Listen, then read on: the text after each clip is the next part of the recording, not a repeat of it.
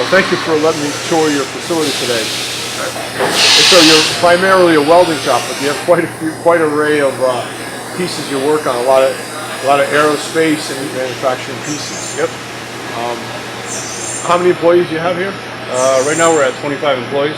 And could you just explain to the viewers what the role of the state of Connecticut and the Step Up program helps you to actually, the focus of the legislature and the whole plan is really try to get people better trained and more jobs. So how does it help Lynn Welding? It's helped us a lot. From the beginning, I think the most important thing was getting the word out.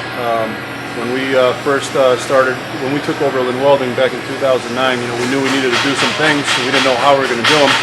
And I believe I read in the paper that there were some grants for manufacturers, and we saw that and we just started taking advantage of it right away. So step number one to let the people know that that these programs are in place is key.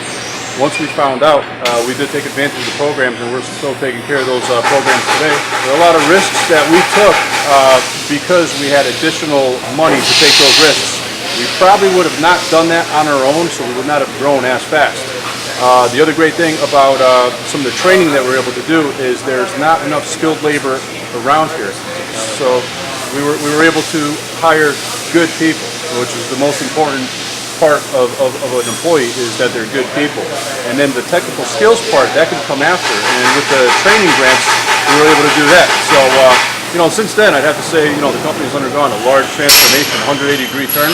And the state of Connecticut definitely, without a doubt, had a lot to do with it, because I think to date we've probably received over probably $75,000 from the state that we've used to make our company a better place. And this is not your old school manufacturing. It's really complicated in terms of your welding, a lot of computer skills, so you really do need a lot of high-tech training to operate. Yeah, absolutely. Today's world is much more competitive.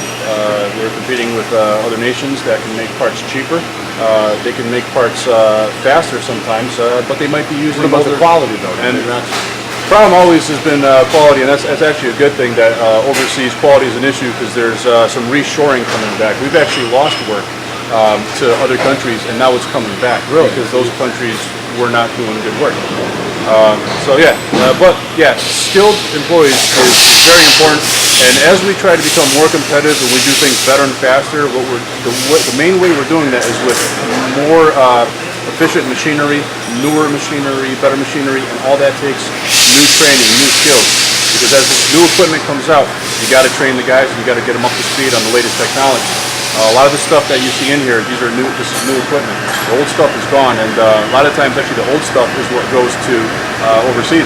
A lot of stuff goes for sale. And this session we invested a lot in Pratt to maintain Pratt, but you're an example. We talked about it during the debates and legislation. It always was. It's not just Pratt and East Hartford. There's a lot of subsidiary work, and you're an example of a beneficiary. If Pratt thrives, you thrive. If it doesn't thrive, you go down too. That's the way it works. Yeah, we do a lot of Pratt work here, and we're so close to them. We're in that area at least once or twice a week, and we actually are approved by Pratt & Whitney to weld their parts, all classes and all materials. So if someone else is making a jet engine component for Pratt & Whitney, but they don't have welding capabilities, they come here. So it's absolutely crucial that Pratt gets as many sales as they can, has the best jet engines in the market for commercial and military, because that, at the end of the day, we depend on that. But also you want them in Connecticut, because the convenience here, probably I would think Pratt likes you because we're so close to them. Yeah, absolutely. But I'd say that there is one major downfall to that is Pratt does like to send parts in other places in America too, where the parts are cheaper, basically because of labor and the cost of living.